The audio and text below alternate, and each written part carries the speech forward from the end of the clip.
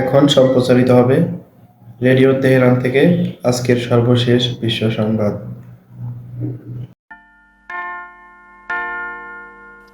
Radio Tehran বিশ্ব সংবাদ।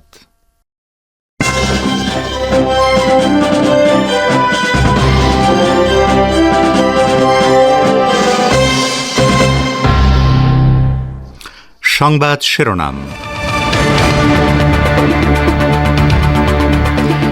ইরানি কনসুলেটে হামলা চালিয়ে ইসরায়েল যে কৌশলগত ভুল করেছিল, ট্রু প্রমিস অভিযান ছিল তার শাস্তিমূলক ব্যবস্থা, জানালেন আইআরজিসির মুখপাত্র।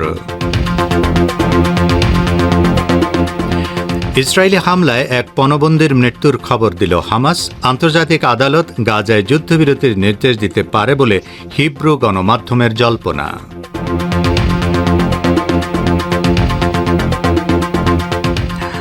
বাংলাদেশে এসএসসি ও সমমানের পরীক্ষার ফল প্রকাশ। অকৃতকার্য শিক্ষার্থীদের গালমন্দ না করার আহ্বান জানালেন প্রধানমন্ত্রী শেখ হাসিনা। এবং ভারতের চলমান লোকসভা নির্বাচনে কংগ্রেস নেতা রাহুল গান্ধীর বয়সের চেয়ে তার দল কম আসন পাবে বলে মন্তব্য করলেন প্রধানমন্ত্রী নরেন্দ্র মোদী।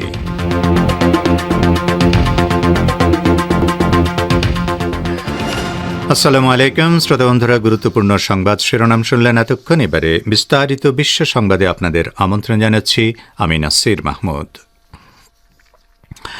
ইরানের ইসলামী বিপ্লবী গার্ড বাহিনী বা আইআরজিসি বলেছে, সিরিয়ায় ইরানের কূটনৈতিক স্থাপনায় হামলা চালিয়ে ইহুদিবাদী ইসরায়েল যে কৌশলগত ভুল করেছিল, ট্রু প্রমিস অভিযান ছিল তার সময়োচিত শাস্তিমূলক ব্যবস্থা। আইআরজিসির মুখপাত্র ব্রিগেডিয়ার জেনারেল রামেজান শরীফ শনিবার তেহরানে এক বক্তৃতায় ওই মন্তব্য করেন। তিনি বলেন, আমরা আমাদের সামরিক মহড়াগুলোতে সাধারণভাবে ইসরায়েলের ঘাঁটিগুলোতে হামলা চালানোর অনুশীলন করি, কাজেই ট্রু প্রমিস অভিযান চালানোর মতো প্রস্তুতি আমাদের সবসময়ই থাকে। আর ইসরায়েল ইরানি কনসুলেটে হামলা চালিয়ে যে কৌশলগত ভুল করেছিল তার জবাব দেওয়া জরুরি হয়ে পড়েছিল। জেনারেল শরীফ বলেন, ইরানের ওই পাল্টা হামলা ছিল পুরোপুরি সফল এবং তাতে ইহুদিবাদী ইসরায়েল বড় ধরনের ক্ষয়ক্ষতির শিকার হয়। তিনি বলেন, ইসরায়েলের কাছে সর্বাধুনিক সমরাস্ত্র ও সামরিক প্রযুক্তি থাকা সত্ত্বেও তার দুর্বল দিকগুলো চিহ্নিত করেই ইহুদিবাদীদের সামরিক ঘাঁটিগুলো লক্ষ্য করে ড্রোন ও ক্ষেপণাস্ত্র হামলা চালানো হয়েছিল। ইহুদিবাদী ইসরায়েলি সেনারা গত 1 এপ্রিল সিরিয়ার রাজধানী দামেস্কে ইরানি কনসুলেটে বিমান হামলা চালায়। এতে ইরানের কূটনৈতিক স্থাপনাটি সম্পূর্ণ ধ্বংস হয় এবং এদেশের 7 জন সামরিক উপদেষ্টা শহীদ হন। এরপর 13 এপ্রিল রাতে ইরান তার কনসুলেটে হামলার জবাব দেয়।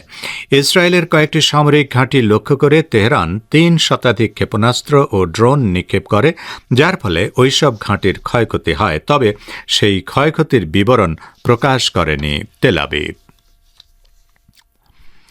ফিলিস্তিনের ইসলামী প্রতিরোধ আন্দোলন হামাস জানিয়েছে, তাদের হাতে আটক একজন ইহুদিবাদী পণবন্দী ইসরায়েলি বিমান হামলায় আহত হয়ে পরে মারা গেছে।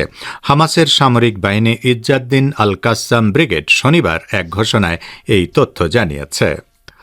ব্রিগেডের মুখপাত্র আবু ওবায়দা বলেছেন, 51 বছর বয়সী পণবন্দী নাদাব প্রফেলওয়েল প্রায় 1 মাস আগে গাজায় ইসরায়েলি বোমাবর্ষণে আহত হয়েছিল। তিনি আরও বলেন, দখলদার সেনারা গাজার হাসপাতালগুলোতে ভয়াবহ হামলা চালিয়ে সেগুলো অকেজো করে দেওয়ার কারণে আহত নাদাবকে ইনসেন্টিভ কেয়ার ইউনিটে রেখে চিকিৎসা দেওয়া সম্ভব হয়নি, যার কারণে তার মৃত্যু হয়েছে। হামাস গত বছরের 7 অক্টোবর ইসরায়েলের অভ্যন্তরে প্রবেশ করে আল আকসা তুফান অভিযান চালায় এবং প্রায় 250 ইহুদিবাদীকে বন্দী করে গাজায় নিয়ে আসে। আন্তর্জাতিক বিচারিক আদালত বা আইসিজে অবরুদ্ধ গাজা উপত্যকায় যুদ্ধ বন্ধ করার নির্দেশ জারি করতে পারে বলে কয়েকটি ইসরায়েলি গণমাধ্যম খবর দিয়েছে। আদালত যাতে তেমন কোনো নির্দেশ জারি করতে না পারে, তেল আবিব সেজন্য সর্বোচ্চ চেষ্টা চালাচ্ছে বলেও এসব গণমাধ্যম জানিয়েছে। বৈরুত ভিত্তিক আল মায়াদিন নিউজ নেটওয়ার্ক জানিয়েছে, দক্ষিণ আফ্রিকার অনুরোধে আইসিজে ওই নির্দেশ জারি করতে যাচ্ছে বলে ইহুদিবাদী গণমাধ্যমগুলো বলে ধারণা করছে। দখলদার সেনারা যখন গাজার রাফায় আগ্রাসন জোরদার করেছে, তখন দক্ষিণ আফ্রিকা ইসরায়েলের বিরুদ্ধে আরও কঠোর নির্দেশ জারি করার অনুরোধ জানিয়েছে। আইসিজেকে দক্ষিণ আফ্রিকা বলেছে রাফা শহরে প্রায় 15 লাখ ফিলিস্তিনি অবস্থান করছে। সেই সঙ্গে ওই শহর দিয়ে মিশর হয়ে গাজা উপত্যকার জন্য ত্রাণের সবচেয়ে বড় চালান প্রবেশ করে। এ অবস্থায় রাফায় ইসরায়েলি আগ্রাসন গাজাবাসীর জন্য ভয়াবহ পরিণতি বয়ে আনবে। আপনারা বিশ্ব সংবাদ শুনছেন রেডিও তেহরান থেকে। বাংলাদেশ, ভারত ও মধ্যপ্রাচ্যে শর্টে 25 মিটার ব্যান্ডে আর বিশ্বজুড়ে ইন্টারনেট ও স্যাটেলাইটে। বাংলাদেশের চলতি বছরের মাধ্যমিক স্কুল সার্টিফিকেট এসএসসি ও সমমান পরীক্ষার ফল প্রকাশ করা হয়েছে। এবছর 9টি সাধারণ মাদ্রাসা ও কারিগরি বোর্ডে গড় পাশের হার 83.04%। আজ সকালে আনুষ্ঠানিকভাবে এসএসসি ও সমমান পরীক্ষার ফলাফল প্রকাশের কার্যক্রম উদ্বোধন করেন প্রধানমন্ত্রী শেখ হাসিনা। ফল প্রকাশ অনুষ্ঠানে অভিভাবকদের উদ্দেশ্যে প্রধানমন্ত্রী শেখ হাসিনা বলেছেন, ছেলেমেয়েরা ফেল করেছে বলে গালমন্দ করবেন না। ফেল করেছে, এতেই তো তাদের মনোকষ্ট। তাদের প্রতি সহানুভূতি দেখাতে হবে, পড়াশোনার দিকে আরও মনোযোগী করতে হবে। গালমন্দ করলে তারা সেটা নিতে পারবে না। প্রধানমন্ত্রী শেখ হাসিনা বলেন, আমি আমার অভিজ্ঞতা থেকে বলতে পারি, ছেলে মেয়েদের বেশি বেশি বললে তাদের পড়ার আগ্রহটা হারিয়ে যায়। গত 15 ফেব্রুয়ারি এসএসসি ও সমমানের পরীক্ষা শুরু হয়। লিখিত পরীক্ষা শেষ হয় গত 12 মার্চ। ভারতের চলমান লোকসভা নির্বাচনে কংগ্রেস নেতা রাহুল গান্ধীর বয়সের চেয়ে তার দল কম আসন পাবে বলে মন্তব্য করেছেন ভারতের প্রধানমন্ত্রী নরেন্দ্র মোদী। পশ্চিমবঙ্গের উত্তর 24 পরগনার ভাটপাড়ায় ও হুগলির চুঁচুড়ায় বিজেপি আয়োজিত জনসভায় নরেন্দ্র মোদী এসব কথা বলেন। মোদী বলেন, 2024 সালের এই ভোট দেশের নেতৃত্বে নির্বাচনের ভোট। গোটা দেশের আশীর্বাদ বিজেপির সঙ্গে রয়েছে। সকলের আশা ভরসা আস্থা বিজেপির পদ্ম এবং মোদীর উপর আছে। গত 10 বছর দেশ দেখেছে মোদীর মজবুত সরকার দেশের জন্য ভালো। 3 দফা নির্বাচন হয়েছে, 4র্থ দফা আগামীকাল। আমি দায়িত্ব নিয়ে বলতে পারি, বিজেপি এবং এনডিএ জোট 400 পার করবে। আর ওদিকে কংগ্রেসের শাহজাদার যা বয়স হয়েছে, এই নির্বাচনে তার থেকেও কম আসন পাবে। এর আগে ভাটপাড়ার জনসভায় নরেন্দ্র মোদী বলেন, বাংলাকে দুর্নীতির আখড়া বানিয়েছেন মমতা এবং তৃণমূল সরকার।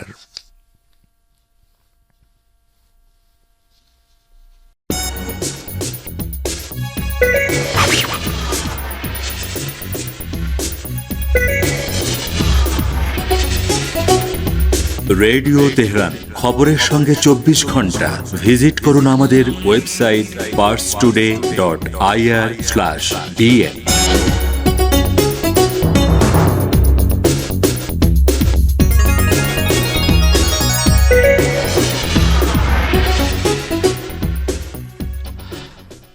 বিশ্ব সংবাদে আবারও স্বাগত আপনাদের।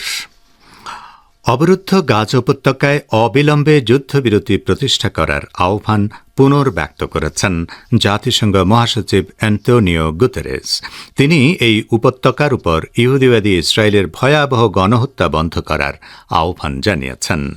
আজ কুয়েতে অনুষ্ঠিত effective partnership for better humanitarian aid শীর্ষক 9ম সম্মেলনে পাঠানো এক ভিডিও বার্তায় গুতেরেস এই আহ্বান জানান। বার্তায় তিনি বলেন, আমি গাজায় অবিলম্বে একটি মানবিক যুদ্ধবিরতি প্রতিষ্ঠা করার আহ্বান পুনর্ব্যক্ত করছি। এটি এখন গোটা বিশ্ববাসীর দাবি। জাতিসংঘ মহাসচিব আরও বলেন, তবে যুদ্ধবিরতি হবে একটি দীর্ঘ যাত্রার শুরু মাত্র, যে যাত্রায় এই যুদ্ধের ধ্বংসযজ্ঞ ও আতঙ্কের অবসান ঘটবে। তিনি গাজা উপত্যকায় অবিলম্বে মানবিক ত্রাণের চালান বৃদ্ধি করারও আহ্বান জানান। গুতেরেস বলেন, গাজার 23 লাখ মানুষের জীবন এই ত্রাণের উপর নির্ভর করছে।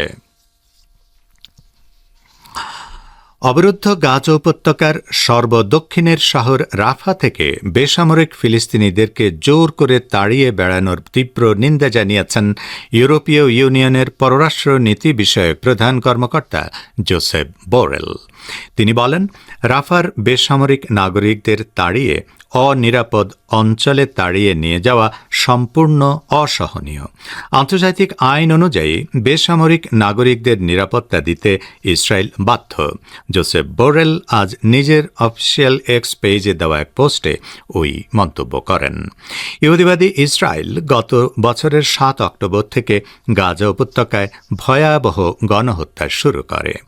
প্রথম দিকে উত্তর গাজা থেকে বেসামরিক ফিলিস্তিনিদের তাড়িয়ে প্রথমে মধ্য গাজায় এবং পরে মধ্য গাজা থেকে দক্ষিণ গাজার রাফায় নিয়ে আসে।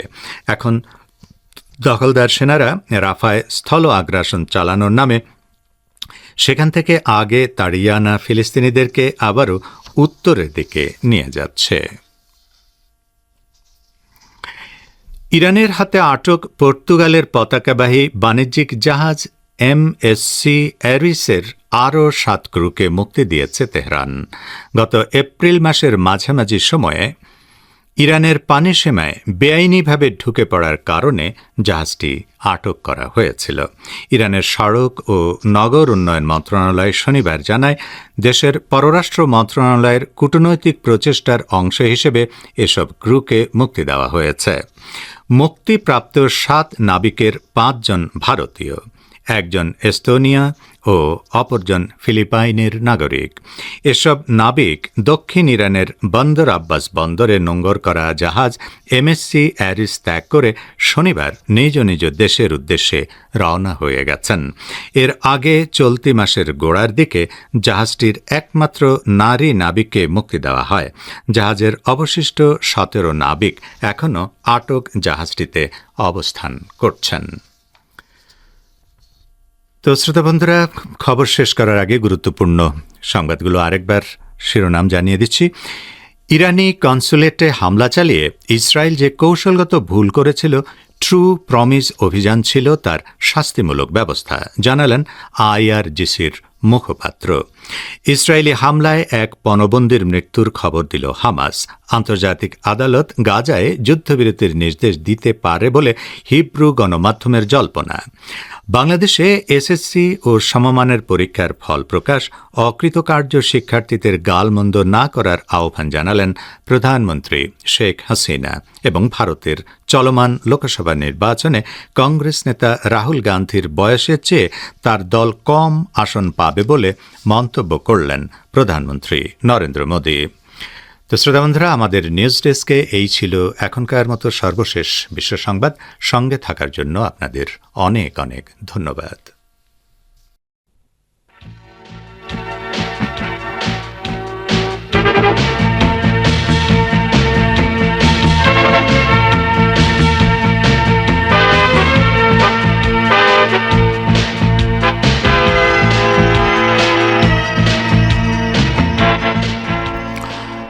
বিশ্ব সংবাদ শুনলেন রেডিও তেহরান থেকে।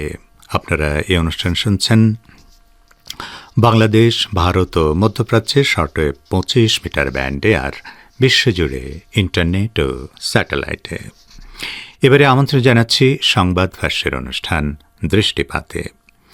গাজায় অধিকতর গণহত্যা বন্ধে ইসরায়েলকে ব্যস্ত রাখতে হিজবুল্লাহর প্রচেষ্টা সম্পর্কে আমাদের ভাষ্যকারের একটি পর্যালোচনা রয়েছে। এখন শুনুন গাজী আব্দুর রশিদের পরিবেশনায়। গাজা যুদ্ধ শুরু হওয়ার পর থেকে 7 মাস চলে গেছে। যুদ্ধ শুরুর প্রথম থেকে আজ পর্যন্ত গাজা যুদ্ধের গুরুত্বপূর্ণ পক্ষ হিসেবে লেবাননের প্রতিরোধকামী সংগঠন হিজবুল্লাহ গাজার উত্তরাঞ্চলে বিভিন্ন ধরনের সামরিক অভিযান চালানোর মাধ্যমে জেরুজালেম আল কুদসের দখলদার ইহুদিবাদী ইসরায়েলের শাসক গোষ্ঠীকে গাজায় অস্ত্র ও সেনাবাহিনী পাঠানোর পথে বাধা সৃষ্টি করে আসছে। বিভিন্ন বস্তুনিষ্ঠ প্রমাণ ইঙ্গিত করে যে লেবাননের হিজবুল্লাহকে মোকাবেলা করার জন্য অধিকৃত উত্তরাঞ্চলে উল্লেখযোগ্য সংখ্যক ইসরায়েলি সেনা ইউনিট অবস্থান নিয়েছে। সেখানে বিপুল সংখ্যক সামরিক যান এবং সেনা মোতায়েন থাকায় ইসরায়েলি বাহিনীকে এক নতুন ফ্রন্টে ব্যস্ত থাকতে হচ্ছে এবং এর ফলে গাজা কম চাপের মধ্যে রয়েছে। ইহুদিবাদী সূত্র ঘোষণা করেছে যে লেবাননের হিজবুল্লাহ অধিকৃত উত্তরাঞ্চলের দিকে প্রায় 4,000 ক্ষেপণাস্ত্র ও রকেট নিক্ষেপ করেছে। এর ফলে অধিকৃত ফিলিস্তিনের উত্তরাঞ্চল থেকে প্রায় 2 লাখের বেশি ইহুদি বসতিকে বাস্তুচ্যুত করা সম্ভব হয়েছে। এই বিষয়গুলো ইহুদিবাদী শাসক গোষ্ঠীর বিরুদ্ধে উল্লেখযোগ্য রাজনৈতিক, সামাজিক ও অর্থনৈতিক চ্যালেঞ্জ সৃষ্টি করেছে এবং এতে তাদের জন্য ব্যাপক ক্ষতি বয়ে এনেছে। গত দিনগুলোতে দক্ষিণ লেবাননের বিভিন্ন এলাকায় বোমা হামলা ছাড়াও ইসরায়েলি সেনারা হিজবুল্লাহ কমান্ডারদের হত্যার লক্ষ্যে বিভিন্ন অভিযান পরিচালনা করে আসছে। হিজবুল্লাহও পাল্টা প্রতিশোধ নিতে ইহুদিবাদী ইসরায়েলের দখলকৃত ভূখণ্ডের গভীরে বিভিন্ন হামলা চালিয়েছে।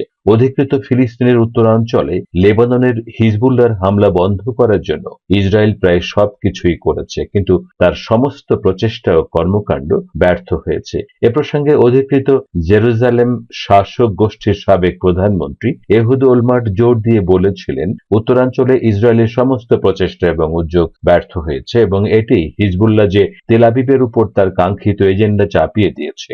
ইহুদিবাদী ইসরায়েলের সঙ্গে চলমান উত্তেজনা বৃদ্ধির আবহের মধ্যেই লেবাননের হিজবুল্লাহ অস্ত্র ও সামরিক কৌশলের ক্ষেত্রে নিত্য নতুন এবং আশ্চর্যজনক আবিষ্কার অব্যাহত রেখেছে। এই সমস্যা জেরুজালেম আল-কুস দখলদার শাসক গোষ্ঠীর জন্য বড় ধরনের চ্যালেঞ্জ তৈরি করেছে। উদাহরণস্বরূপ, অধিকৃত ফিলিস্তিনের উত্তরাঞ্চলে বিশেষ করে একটি ইহুদিবাদী সামরিক ঘাঁটিতে লেবাননের হিজবুল্লাহ সামরিক ইউনিটের সাম্প্রতিক ড্রোন হামলায় 20 জনের বেশি ইসরায়েলি সামরিক কমান্ডার হতাহত হয়েছেন। এই বিষয়টির পরিপ্রেক্ষিতে ইহুদিবাদী সামরিক বিশেষজ্ঞরা সেখানে হিজবুল্লাহর সামরিক তথ্য প্রাপ্তিতে খুবই বিস্মিত হয়েছিলেন। এত কিছুর পরও হিজবুল্লাহর ব্যাপারে ইসরায়েলের সবচেয়ে বড় চ্যালেঞ্জ হলো গাজা যুদ্ধ শুরু হওয়ার 7 মাস অতিবাহিত হওয়ার পরেও এই অবৈধ শাসক গোষ্ঠী গাজার অভ্যন্তরে তাদের লক্ষ্য অর্জন করতে ব্যর্থ হয়েছে এবং একই সঙ্গে হিজবুল্লাহর সঙ্গে প্রতিদ্বন্দ্বিতা করতে অক্ষম প্রমাণিত হয়েছে।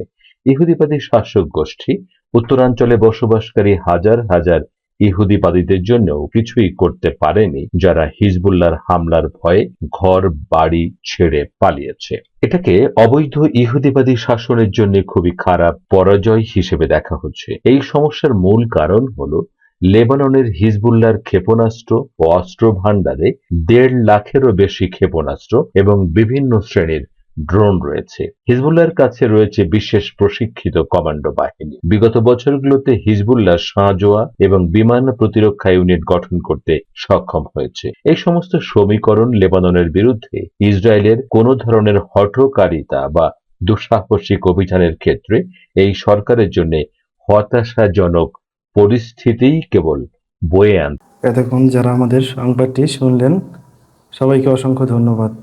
আমাদের নিয়মিত ভিউয়ার যারা আছেন তাদের 82% ভিউয়ার্স এখনও আমাদের চ্যানেলটি সাবস্ক্রাইব করেননি। সো যারা যারা আমাদের চ্যানেলটি এখনও সাবস্ক্রাইব করেননি, দয়া করে সাবস্ক্রাইব করে দিন এবং নিয়মিত আমাদের পাশে থাকবেন আশা করি। ধন্যবাদ সবাইকে।